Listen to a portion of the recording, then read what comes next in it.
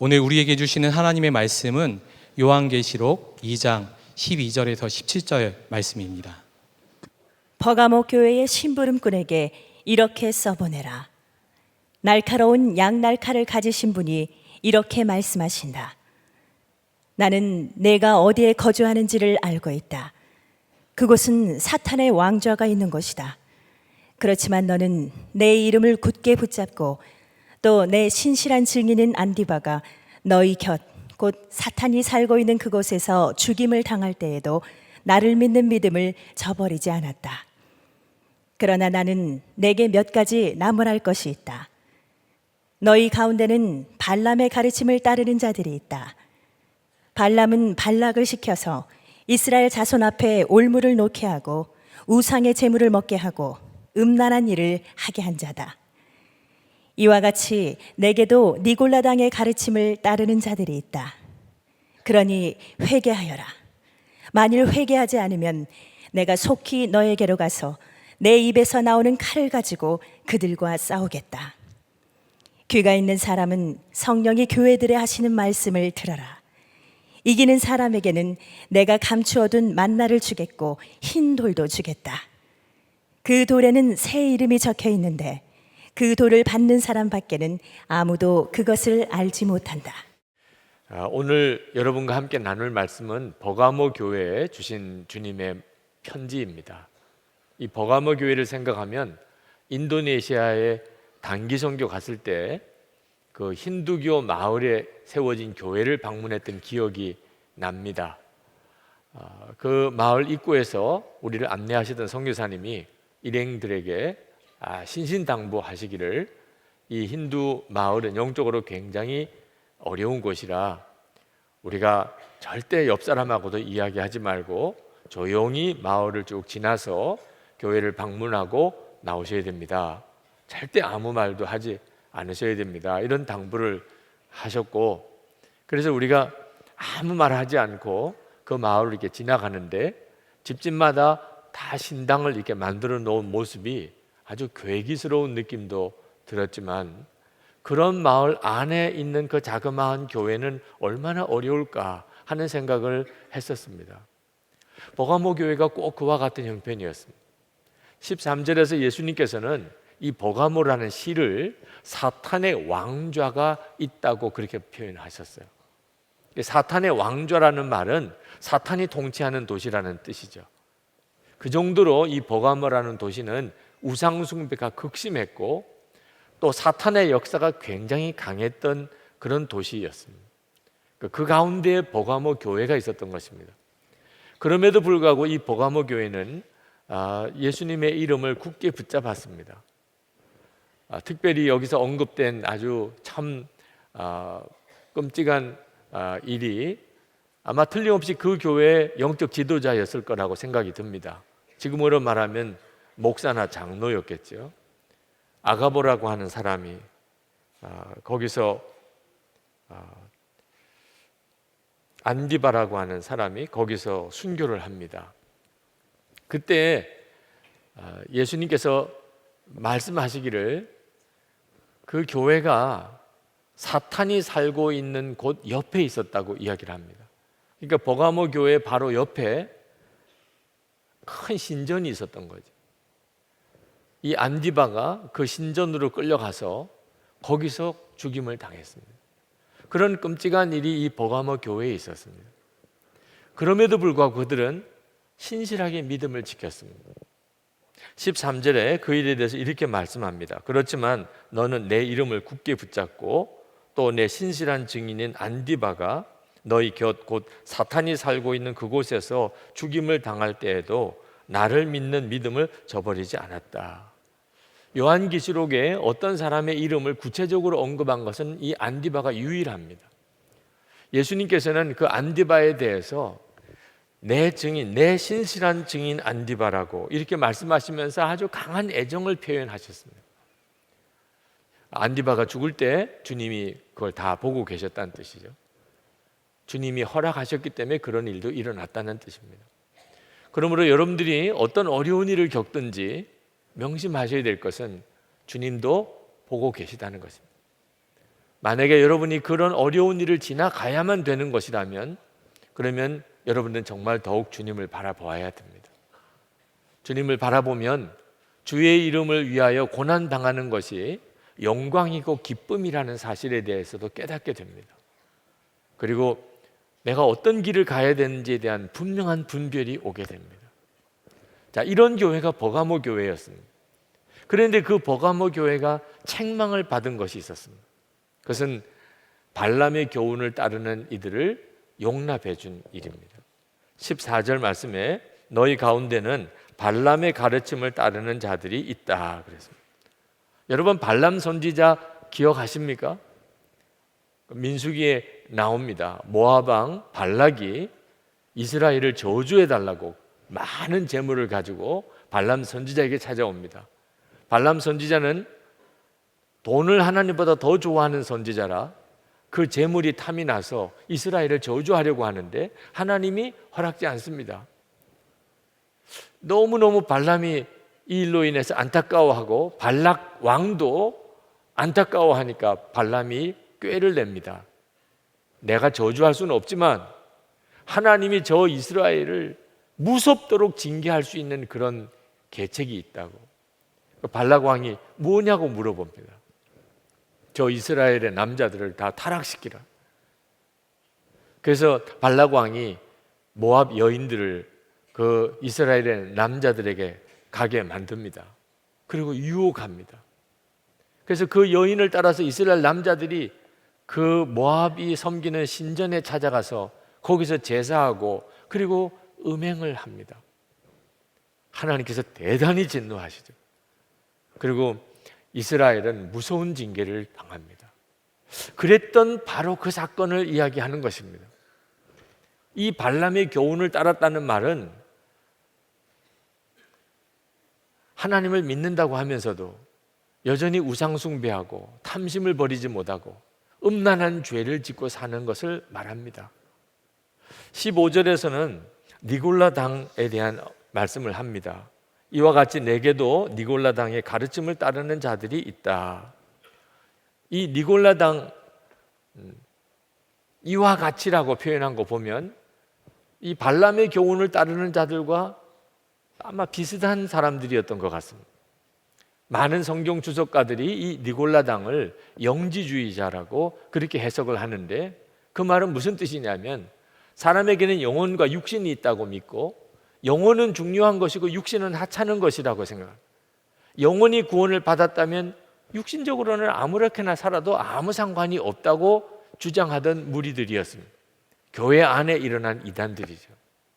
요즘으로 말하면 구원파와 비슷한 교리를 가지고 있습니다. 한번 구원 받았으니까 이미 구원은 받아 놓은 거니까 어떻게 살아도 구원은 받는다는 식이죠. 요즘에 교인들 중에도 이런 생각을 하고 있는 분들이 있으세요. 교회는 다녀요. 그런데 세상 사람과 똑같이 살아요. 뭐 방탕한 술자리에도 같이 참석하고 성매매도 하고 결혼 전에 혼전 순결은 그건 아예 지킬 생각도 하지도 않고 부부 사이의 정절도 깨트려 버리고 사업을 한다고 그러면서 불법을 행하고 임금을 착취하고 거짓말하고 속이고 점도 보고 사주도 보고 그러면서도 교회를 다니는 사람, 이런 사람들이 발람의 교훈을 쫓는 사람, 또 니골라당이라고 말하지는 그런 사람들입니다. 물론 버가모 교회 교인들 전체가 그랬다는 것은 아닌 것 같습니다. 그런 이들이 있다고 표현하신 거 보면 그 버가모 교회 교인들 가운데 그런 사람이 있었던 겁니다. 근데 문제는 버가모 교회가 그런 교인들을 용납해 줬다는 겁니다. 그들을 치리하거나 가르치거나 돌이키려고 하지 않고 그냥 용납해 줬다는 거예요. 왜 그랬을까요? 아마 같은 도시에 살았고 그리고 말할 수 없는 핍박이 있을 때 같이 교회를 다녔고 그런데 어느 순간에 좀 신앙생활이 이상하게 변질되는 것 같을 때 뭐라고 딱히 그 사람 듣기 싫어하는 말 해주기가 뭐라고 그런 느낌이 드니까 그냥 모른 채 하고 지나갔을지도 모르고 또는 자기 자신의 마음속에도 탐심이 있고 또 음란의 유혹이 여전히 자기 안에도 있으니 그런 일을 하는 사람들 보고 딱히 그렇게 하지 말라고 말하지 못했을 수도 있지만, 하여튼 분명한 것은 버가모 교회 교인들이 탐심과 음란의 죄를, 그리고 우상 숭배하는 자들을 용납해 주었다는 것입니다. 발람의 교훈을 따르는 이들을 용납하는 것은 대단히 두려운 일입니다. 왜 그런가요?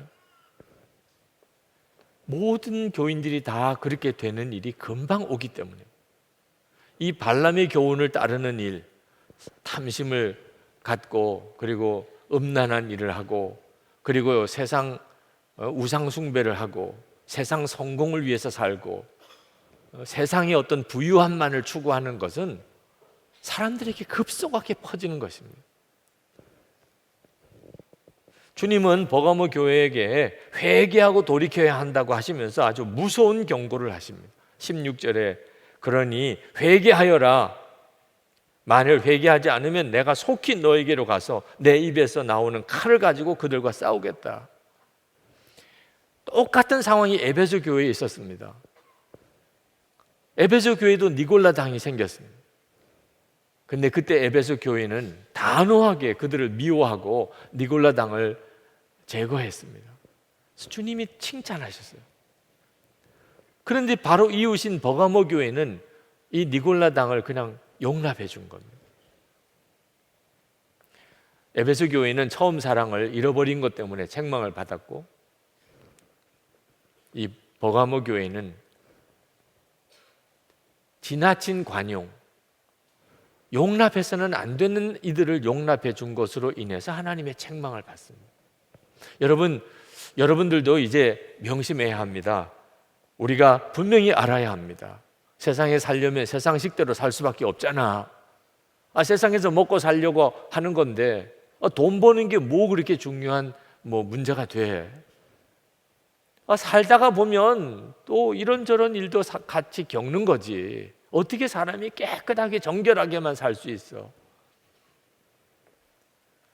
여러분, 주님은 그 일에 대해서 얼마나 무섭게 진노하시는가를 알아야 돼요. 주님이 말씀하셨어요. 내 입에서 나오는 칼을 가지고 그들과 싸우겠다. 우리 자신이 어떤 탐심의 문제나 또는 음란함의 문제나 또는 우상숭배에 대해서 단호한 기준을 가지고 살아야 합니다. 그렇지 않으면 우리 주님의 진노의 대상이 되었다는 것을 알아야 합니다. 결국은 세상과 짝하지 말라는 말인데, 그런데 목사인 저에게는 이것이 참 부담스럽습니다. 세상과 짝하는 교인들은 절대 용납하면 안 된다.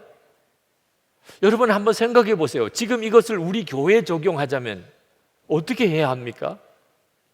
아마 여러분들 중에 지난 한 주간 동안 세상과 짝하여 살다가 오신 분이 있으실 거예요. 지난 주간에 아주 방탕한 일을 하다가 오신 분도 있으실 겁니다.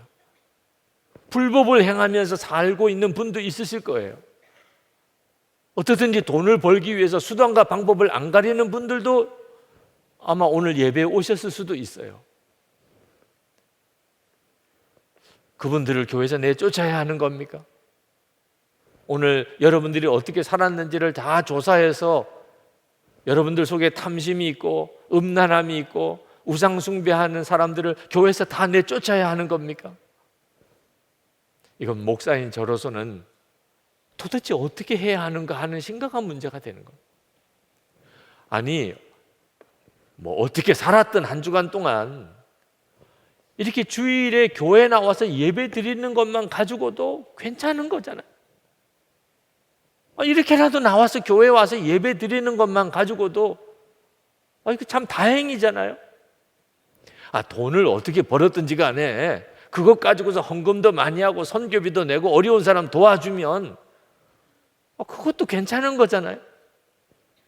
아니, 어떻게 되었든지 간에 시장도 되고 국회의원도 되고 대통령도 되면 우리 교인 중에 그런 사람이 나온다면 이거 경사잖아요. 이렇게 생각할 수도 있고 실제로 그렇게 생각하는 분들이 많습니다. 그러므로 우리가 정말 정신 똑바로 차려야 한다는 거예요. 주님의 마음과 우리가 가지고 있는 생각이 너무나 다를 수 있다는 거예요. 지난 주간에 시내에서 모임이 있어서 참석했다가 택시를 타고 교회로 돌아오는데 운전하시는 기사님이 저를 보더니 목사님이시죠? 그러시더라고요. 그렇다고 대답을 했더니 상담할 게 있다는 겁니다. 그리고는 운전하면서 자기 문제를 저에게 이야기를 하세요. 아버님이 장로님이셨대요. 근데 자기는 어려서부터 교회를 안 나갔답니다. 형이 있는데 의사인 형이래요. 근데 그 형은 교회를 열심히 잘 다닌대요. 그 형은 자기를 만날 때마다 늘 교회 나오라, 다시 예수 믿으라, 그렇게 이야기를 한대요.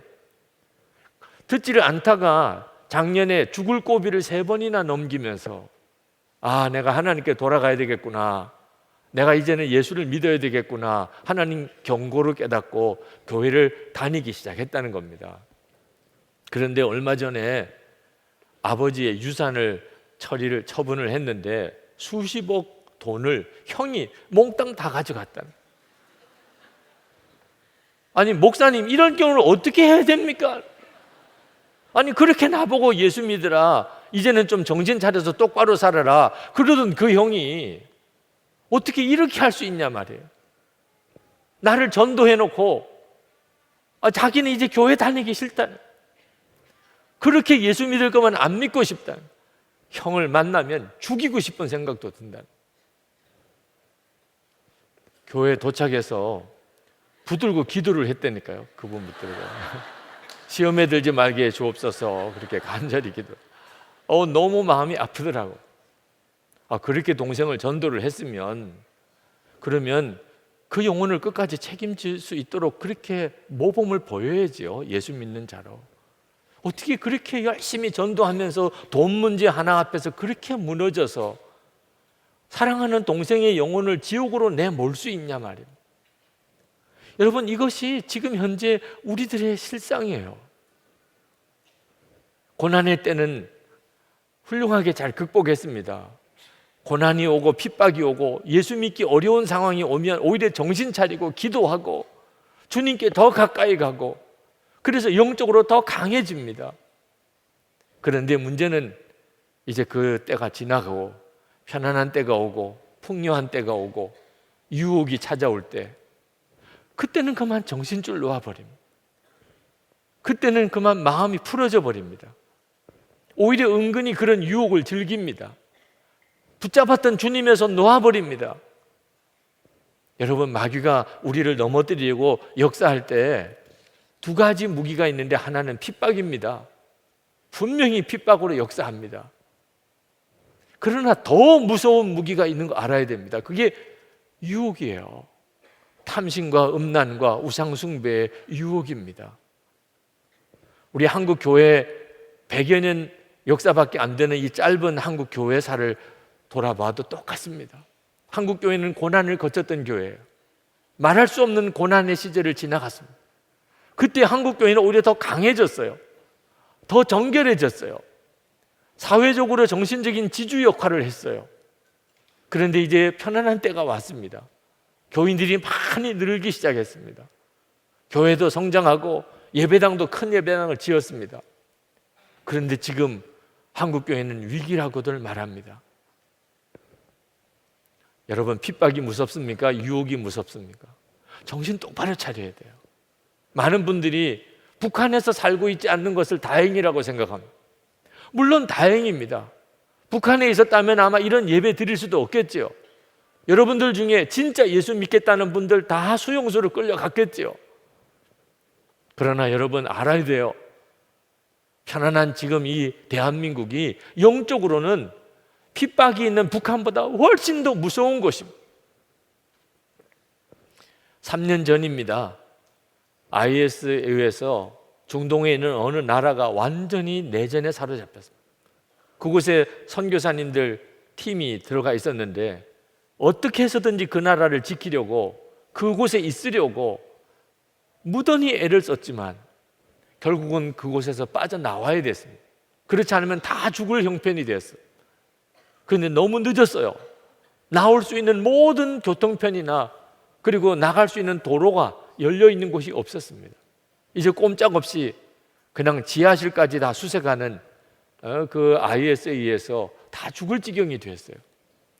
그때 우리 교회에서도 얼마나 그분들을 위해 간절히 기도했는지 모릅니다. 빨리 그곳에서 그 이웃 나라로라도 옮겨갈 수 있게 해 주옵소서. 길을 열어 주옵소서. 하나님은 역사해 주셨어요. 정말 기적과 같이 그 선교사님들 가족들이 다 그 이웃 나라로 빠져나올 수 있게 됐습니다. 그때 그 선교사님 한 가정이 잠깐 한국을 다녀가시느라고 오셨어요. 여기서 그때 일 간증도 하셨습니다. 근데 그 선교사님 만나서 이야기를 듣는데 그 중동에 나가 있는 선교사님들로부터 계속 문자가 온다는 거예요. 그 위험한 한국에서 빨리 빠져나오세요. 우리는 지금 그 중동에 있는 선교사님들이 위험하다고 생각해서 그렇게 기도했는데 그곳에서 한국을 보니까 한국이 너무너무 위험한 곳이에요. 여러분, 어째서 한국이 위험합니까? 죄 짓기 너무 좋다. 우리가 사는 환경이 계속 우리들의 탐심을 자극합니다. 그리고 계속 우리들 속에 음란의 유혹을 일으킵니다. 하나님보다도 더 섬기는 우상들이 이 땅에 얼마나 많은지 모릅니다. 우리도 견뎌나가기 어렵지만 어린 아이들, 자녀들은 말할 수 없는 위기 상황에 몰려 있습니다. 정신 똑바로 차려야 합니다. 북한에 있는 우리 믿음의 형제들보다 우리가 훨씬 더 어려운 곳에 있다. 그 사실을 여러분이 명심해야 합니다. 한동안 예수 믿으면 복받고 예수 믿으면 성공한다, 이런 설교가 아주 유행하던 시절이 있었습니다. 그 원조격인 사람이 짐 베이커 목사인데 1970년 80년대 미국의 TV 설교가로 유명한 사람이었어요. 미국에서 가장 큰 예배당을 짓고 있었습니다. 그런데 그가 성추문과 그리고 횡령죄로 구속이 되어서 45년형을 받았습니다. 나이 50에 미국에서 가장 유명한 목사였던 사람이 그냥 감옥에 들어갔습니다. 그가 감옥에 들어가서 성경을 다시 읽다가 책을 썼습니다. 내가 틀렸었다. 그 제목의 책을 썼어요. 이 짐 베이커 목사는 스스로 확신했어요. 예수님이 우리의 모든 고난과 저주를 다 짊어지셨으니 예수 믿는 우리는 복만 받는데 예수를 믿기만 하면 반드시 성공한다. 그 스스로 확신했어요. 비판하는 사람들이 있는 거 알지만 본인이 확신하니까 그는 아주 담대하게 설교했고 그 설교에 많은 사람들이 거의 미치듯이 열광했습니다. 그분은 이렇게 설교했어요. 하나님 뜻대로 해 주시옵소서. 이런 나약한 기도는 하지 말라. 여러분이 차를 사고 싶습니까? 그렇다면 어떤 차종을, 어떤 색깔에, 어떤 옵션으로 주시옵소서. 정확하게 기도하라. 하나님 뜻대로 하시옵소서. 이런 나약한 기도를 하지 말고. 그게 믿음이다. 이렇게 설교를 했어요. 근데 그가 감옥에서 성경을 읽어보니까 예수님이 가르치신과 삶과 완전히 자기는 반대로 살았고 반대로 가르쳤다. 그는 정말 비참한 마음으로 자기 자신이 잘못했던 것을 그 책 속에 썼습니다. 그 원조격이 되는 짐 베이커는 그런 참회의 책을 썼지만 그 가르침은 미국 교회, 한국 교회에 지금도 여전히 강력한 영향력을 가지고 있습니다. 여러분, 예수 믿으면 무조건 복 받는다, 예수 믿으면 무조건 성공한다, 이런 가르침을 조심해야 합니다. 왜냐하면 우리 한국 교회를 버가모 교회 같이 만드는 무서운 교훈이기 때문에.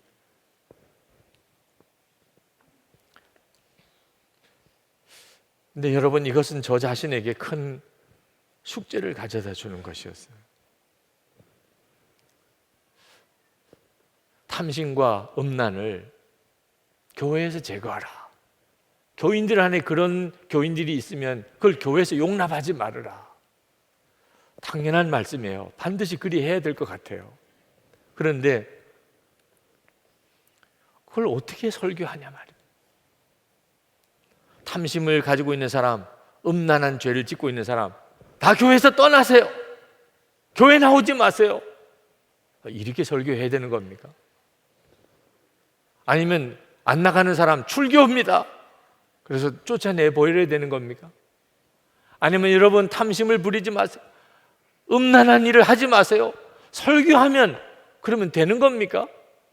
몰라서 그걸 안 하고 있는 겁니까? 탐심이 죄라는 걸, 음란이 죄라는 걸, 우상숭배하면 안 된다는 걸 몰라서, 들어본 적이 없어서 지금 그렇게 사는 겁니까? 안 되는데 어떡하냐면, 탐심과 음란은 우리 살 속에 박혀 있는 죄예요. 이건 뭐 울어도 안 되고 힘써도 안 됩니다. 그냥 자동으로 나옵니다. 욕심은 그냥 자동으로 나와요. 예수를 그렇게 오래 믿어도 한번 돈 문제에 관련되면 정신을 잃어버립니다. 음란한 문제, 그가 목회자든 신학자든 장로든 상관없어요. 음란의 유혹은 무섭도록 사람들을 파고듭니다. 그런데 탐심 갖지 말고 음란한 짓 하지 말라, 설교해서 이게 해결이 됩니까? 그러니까 점점 더 사람들이 이중적으로 바뀌는 거예요. 겉으로는 그렇게 하는 척하면 속으로는 은밀히 죄짓고, 그러니까 교회가 바리새주의적이 되는 겁니다. 도대체 이 문제는 어떻게 해결해야 되죠? 가장 두려운 일은 저 자신이 해결이 안 되는데, 저 자신에게서 탐심과 음란의 죄가 해결이 안 되는데 어떻게 설교할 수 있어요? 어떻게 교회 안에 탐심과 음란의 죄를 제거할 수 있습니까? 그런 답답한 가운데 주님께서 저에게 답을 주셨어요. 2007년 10월입니다.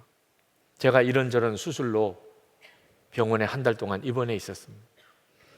설교 스케줄이 그때부터 연말까지 쫙 매일같이 잡혀져 있었지만 저는 한 번의 설교도 할 수 없었어요. 병실에서 하나님 앞에 안타까운 마음으로 기도할 때 하나님께서 그때 제게 주신 말씀이 있었습니다. 내가 설교하는 것과 실제로 사는 것 사이에 조그만 틈이라도 생기는 것을 절대로 작게 여기면 안 된다. 그것은 저에게 있어서 큰 두려움이었어요. 어떻게 내가 그대로 다 살면서 설교할 수 있겠냐? 사람인데 어떻게 그렇게 할 수 있겠냐? 설교하지 말라는 뜻인가? 그때 하나님께서 저에게 육신을 가지고 있는 사람이지만 말씀대로 살 수 있는 길을 열어주셨어요. 그것이 주 예수님을 바라보는 것입니다. 예수님을 바라보는 거예요. 예수님을 바라보는 눈이 뜨이면 그러면 어떻게 육신대로 살아요? 주님이 나와 함께 계시는 그 주님이 내게 바라보아지면 아무리 내 속에서 탐심이 있고 내 속에서 음란의 죄가 일어나도 어떻게 그렇게 끌려 살 수 있냐 말입니다. 아, 그렇구나. 내가 내 살 속까지 탐심과 그리고 음란이 내 속에 있다 하더라도 내가 주 예수님을 바라보는 눈이 뜨이면 내가 육신대로 살지 않을 수 있겠구나. 너무 기뻤어요. 여러분 중에도 나 도대체 탐심을 이길 수도 없고 나는 음란한 유혹을 떨쳐버릴 수도 없다고 생각하시는 분, 제가 한번 물어보겠습니다. 여러분, 다른 사람들이 다 보는 앞에서 남의 돈 이렇게 슬쩍 가져갈 수 있습니까? 그러면 당장 구속이고 그는 아마 처벌을 받게 되겠죠. 그럴 사람은 없을 거예요. 아무리 탐심이 내 속에 생겨도 다른 사람 다 보는 앞에서는 못하는 것입니다. 여러분, 음란의 죄에 계속 무너지는 분이 있습니까? 다른 사람들 다 보는 앞에서도 그렇게 할 수 있습니까? 사람들 보는 앞에서야 못하지요, 창피하게. 그렇다면 여러분은 얼마든지 탐심을 이길 수 있고 음란을 이길 수 있는 능력을 가지고 있는 겁니다. 속마음에서 일어나도 안 할 수 있잖아요. 사람들 보는 앞에서란. 사람들 보는 앞에서는 내가 욕심 부릴 수 없고 내가 음란한 죄를 지을 수 없다면 얼마든지 그렇게 할 수 있는 능력이 있는 거예요. 눈이 안 뜨여서 그런 것뿐입니다. 우리가 믿는 게 뭡니까? 주 예수님이 우리 안에 계십니다. 근데 그 주님을 바라보는 눈이 뜨이지 않으니까 아무도 안 본다고 생각하는 거죠. 주를 바라보는 눈이 열리는 것이 핵심이었어요. 그래서 24시간 주 예수님을 바라보시라고, 영성일기를 쓰면서 주님을 바라보시는 생활을 꾸준히 하시라고 그렇게 교우 여러분들에게 권면해 드리는 겁니다. 그런데 제가 24시간 주님을 바라보려고 하면서 주님의 계획은 제가 탐심을 갖고 음란한 죄를 짓는 이런 데서 저를 건져주시려고 하시는 것만 아님을 알았어요. 그 자체도 놀랍습니다. 여러분 중에 더 이상 내가 탐심의 종이 되지 않고 내가 더 이상 음란의 종이 되지 않겠다고 그렇게 생각하면서 몸부림치며 싸워보신 분들은 탐심이 떠나고 음란한 죄를 이길 수 있다는 것 자체가 얼마나 놀라운 것인가를 아마 다 동의하실 거예요. 그런데 주 예수님을 바라보면서 내가 죄를 이기는 정도와 비교할 수 없는 놀라운 은혜, 말할 수 없는 기쁨을 알았어요. 실제로 살아계신 주님, 나와 함께 계시는 그 주님, 그 주님을 바라보는 눈이 뜨이는 것, 그 주님과 친밀히 동행하는 삶을 살게 되는 것, 이거는 그저 탐심이나 음란의 죄를 이기는 것과 비교할 수 없어요. 사도 바울이 자기에게 유익하던 거 다 배설물처럼 버렸다고 그랬습니다. 배설물처럼 버려지는 거더라고요. 주를 바라보는 눈이 뜨이니까, 살아계신 주님을 바라보는 눈이 뜨이니까 우리 모두가 받은 축복입니다. 그 주님을 바라보는 눈이 뜨이니까 세상의 탐심, 유혹, 명예, 성공 다 배설물처럼 여겨지더라고요.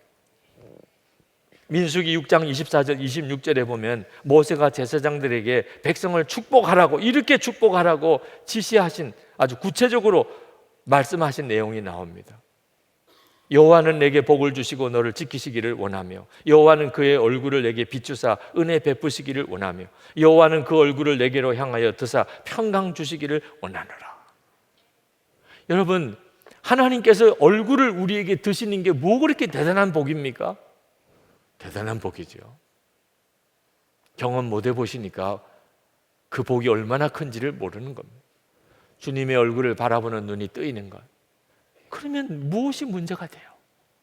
주님이 나와 함께 계시는 것, 그저 막연하게 믿는 정도가 아니고 내가 주를 바라보는 눈이 뜨이는 것, 그러면 뭐가 걱정이고 뭐가 염려가 돼요? 무슨 일이 두려워요? 달란트 비유에 5달란트, 2달란트 받았던 종에게 주어진 상급이 뭔지 아십니까? 주인의 즐거움에 참여할지어다. 그게 뭐 그렇게 대단한 복입니까? 대단한 복이죠. 종의 입장에서 주인의 즐거움에 참여하는 자가 됐다는, 이것이 주 예수님을 바라보는 자에게 주님이 정말 주시려고 하는 것이더라. 주를 바라보는 눈이 뜨이고 나니까 더 이상 육신의 죄, 탐심, 음란의 죄 품고 싶은 마음이 없어요. 여러분, 버가모 교회는 이 발람의 죄를 쫓아가는 이들을 품어주었습니다. 받아주었다는. 그래서 버가모 교회는 무서운 책망을 받았어요. 근데 우리 안에 이런 탐심이 일어나고 음란한 생각이 일어나고 세상처럼 그렇게 세상을 섬기고 살려고 하는 마음이 일어날 때 여러분, 용납하면 안 됩니다. 그걸 용납하니까 그럴 수도 있지, 이런 생각 가질 수도 있지, 그러니까 그 다음에 사로잡히는 거예요. 주 예수님이 여러분 안에 계신 것을 명심해야 합니다. 그리고 단호하셔야 돼요. 여러분의 마음속에 들어오지 못하도록 여러분이 단호하게 제거하셔야 돼요. 여러분, 한 해 한 해 사는 것도 아니고 하루하루 사는 것도 아니고 그저 한 호흡, 한순간 주 예수님을 바라보고 주님 안에 거하고 주님을 사랑하고 주님과의 첫사랑으로 사는 것이에요. 그때만 하나님께서 우리에게 진정한 영생의 복을 주십니다. 17절에 귀가 있는 사람은 성령이 교회들이 하시는 말씀을 들어라. 이기는 사람에게는 내가 감추어둔 만나를 주겠고 흰 돌도 주겠다. 아멘입니다. 이제 우리 같이 기도하시겠습니다. 여러분, 절대로 죄를 마음으로 용납하면 안 됩니다. 어쩔 수 없다고 생각하면 안 됩니다. 주님, 저는 주를 바라보기를 원합니다. 주님이 저와 함께 계시는 것을 분명하게 눈뜨기를 원합니다. 그래서 탐심과 음란의 죄가 내 육체를 통해서 들어오겠지만 저 단호하게 제거하겠습니다. 주 예수님을 바라보면서 이기는 자의 삶을 살겠습니다. 우리 다 같이 통성으로 기도하겠습니다. 은혜와 사랑이 충만하신 하나님, 놀라우신 하나님의 은혜를 하나님 감사합니다. 놀라웠고 하나님 크신 은혜, 하나님의 역사를 우리 가운데 놀라우게 부어주소서. 말할 수 없는 하나님의 은혜와 사랑 하나님 들어가게 하소서. 하나님 정말 풍랑을 열주시고 충만한 마음을 주님 용서해 주시고 하나님 앞에 철저히 자도하고 하나님 구하며 하나님의 역사와 주의 은혜를 하나님 갈망하고 주님 충만해 주소서. 주님 역사해 주소서. 오늘도 하나님 사랑하는 성도들 하나님 그 마음의 심령을 주의 말씀으로 정결하게 하시고 은혜의 눈을 열어 주를 바라보게 하시고 하나님 탐심과 하나님 육신의 정욕 하나님 세상의 안목에 사로잡히지 않게 하시고 보혈로 깨끗하게 씻어주시고 주 예수님께 붙잡혀지게 하시고 하나님 주의 영광을 위해 살게 하여 주시기를 원합니다. 교회를 하나님의 은혜 가운데 정결하게 해주소서. 하나님 정말 하나님 기뻐하는 뜻대로 사는 성도들을 세워주소서. 하나님이 역사하시고 쓰소서. 은혜와 사랑이 충만하신 하나님, 이 시간에 주의 빛으로 말씀의 빛으로 우리를 비추어 주소서. 하나님, 우리 속에는 정말 상상하기도 싫은 음란하고 더럽고 욕심 많고 세상을 쫓아 향락을 쫓아 살았던 부끄러웠던 것들이 가득합니다. 우리 살 속에 박혀있는 죄가 되어버렸습니다. 오늘도 저희들이 주님 앞에 왔습니다. 주의 십자가를 의지하고 보혈을 의지하여 왔습니다. 하나님, 그저 주님 앞에 회개만 하고 돌아가서 옛날 생활로 돌아가는 생활 이제는 청산하기를 원합니다. 우리 속에 더 이상 죄를 용납하지 않기를 원합니다. 오늘도 말씀 앞에 주님 앞에 나아갑니다. 버가모 교회를 향하여 그렇게 엄히 말씀하셨던 주님의 말씀을 아멘으로 받습니다. 주를 바라보는 눈을 열어주소서. 주를 바라보는 눈을 뜨게 하소서. 지금도 우리와 함께 계시는 주님을 믿습니다. 그런데 그 눈을 열어주소서. 살아계신 주님 인격적으로 만나게 해주소서. 주님과 친밀히 날마다 동행하게 하소서. 매 순간 한 호흡마다 주님과 동행하게 그렇게 역사해 주소서. 그래서 우리가 길을 잃어버리지 않게 하소서. 하나님의 기뻐하는 뜻, 주님이 원하시는 길로 담대하게 가게 하시고 우리에게 주어진 한 생에 주의 영광 위에 살게 하여 주옵소서. 교회를 주의 은혜로 거룩하게 하시고 하나님의 영광을 위해 써주소서. 오늘도 전심을 다하여 하나님 앞에 나와 예배하고 정성을 다하여 사랑과 믿음을 담아 하나님께 드린 우리의 헌금을 주님 앞에 올려드립니다. 하나님을 사랑하고 또 주님께 감사하는 마음, 또 믿음으로 하나님 앞에 드립니다. 사랑하는 성도들에게 주여 복을 주소서. 주의 은혜를 더하소서. 무엇보다 주님과 동행하는 삶 살게 하소서. 어디서든지 소금처럼 빛처럼 그렇게 살게 하시고 하나님 어디 있느냐, 너희가 믿는 하나님 어디 있느냐 하는 사람들 앞에서 하나님의 살아있는 증인들이 되게 해 주옵시고 하나님 육신의 질병을 깨끗하게 치료해 주시고 오늘도 새 힘 주시고 하나님 가정 안에 하나님의 은혜가 넘치게 하시고 믿지 않는 가족들 다 구원받게 하시고 우리의 자녀들이 하나님의 기뻐하는 자들로 온전히 서게 하시고 성도들 사는 형편과 처지를 주님이 지켜주셔서 남에게 도움받고 그리고 재정에 눌리고 빚에 눌리고 살지 않게 하시고 도와주고 베풀어주고 나누어주고 사는 자들 되게 하여 주옵소서. 나라와 민족을 주님의 손에 부탁드립니다. 하나님, 어제 이곳에서 모여 6시간 동안 금식하며 하나님께 기도했던 우리의 간구를 들으신 줄 믿습니다. 북한의 악한 정권은 속히 무너지게 해주시고 이 땅의 다음 세대, 저 북한의 다음 세대, 통일의 세대들로 일어나게 해 주옵소서. 하나님, 아직도 억류되어 있는 주의 종들이 많습니다. 김국기 목사님, 김정욱 선교사님, 최충길 선교사님, 김상덕 교수님, 김학성 교수님, 김동철 씨, 중국에 있는 신마띠아 선교사를 비롯하여 억류되어 있는 주의 종들 주의 손에 부탁합니다. 속히 풀어주시기 원합니다. 전 세계 열방에 나가 있는 선교사님들 하나님의 손에 부탁합니다. 권능과 은혜로 함께해 주소서. 하나님, 어디서든지 주를 바라보는 눈을 열어주시고 주님이 함께 하시는 은혜를 충만하게 부어 주옵소서. 주 예수 그리스도 이름으로 간절히 기도합나이다. 아멘. 우리 다 일어나셔서 찬양하겠습니다.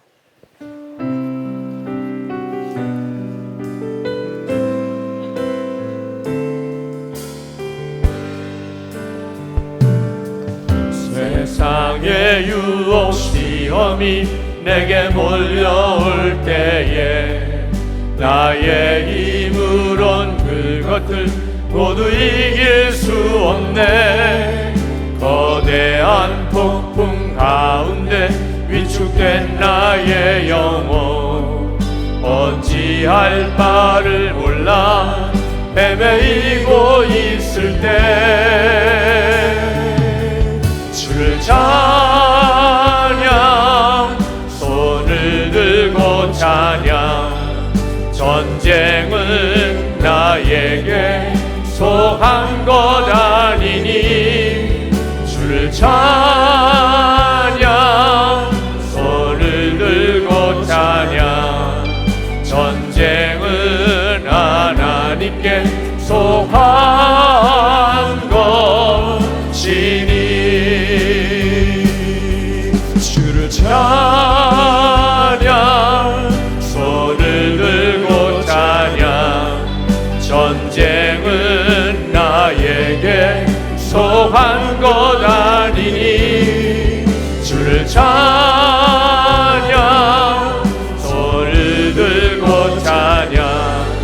전쟁은 하나님께 속한 것이니. 우리의 생명의 주 예수 그리스도의 크신 은혜와 좋으신 아버지 하나님의 말할 수 없는 사랑하심과 우리와 함께 늘 동행해 주시는 성령의 하나되게 교통하심이 예배하고 돌아가는 모든 성도들과 함께 하시기를 축원하옵나이다. 아멘.